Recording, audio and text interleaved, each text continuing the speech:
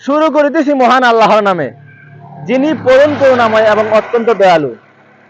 প্রিয় দর্শক, আজকে আপনাদেরকে আমরা এমন একটি গ্রামে নিয়ে আসছি, সেটা হলো সারা দেশের মধ্যে, সারা বিশ্বের মধ্যে সবচাইতে বড় গ্রাম। সেই গ্রামটির নাম হলো বানিয়াচং। দেখেন কত কত সৌন্দর্য, এই যে রাস্তাঘাট কত সৌন্দর্য হয়েছে। আমাদের এমপি মহোদয়, যিনি নতুন এমপি মহোদয় হয়েছেন, তিনি কত সুন্দর রাস্তাঘাট করেছেন। দেখেন সাইডে কত সুন্দর ডালাই, এখন উনি ফাতলা মারেন নাই, এবং উনি নিজে আইসা দেখেন কাজগুলা, ফাতলা মানে না। দেখেন কত সুন্দর রাস্তাঘাট, এই দেখেন প্রকৃতির দৃশ্যগুলা দেখেন। এই যে দেখেন কত কত সুন্দর একটি গ্রাম। এটা আমরা ভবিষ্যতে পর্যটক কেন্দ্র বানাইবো। আপনারা আসবেন বানিয়াচুঙ্গে, আইসা দেখবেন।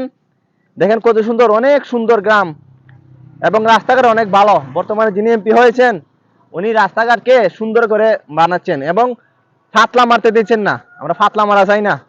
দেখেন কত সুন্দর গ্রাম দৃশ্য, এই যে দালাইগুলা দিয়েছেন রাস্তার পাশে, খুব সুন্দর।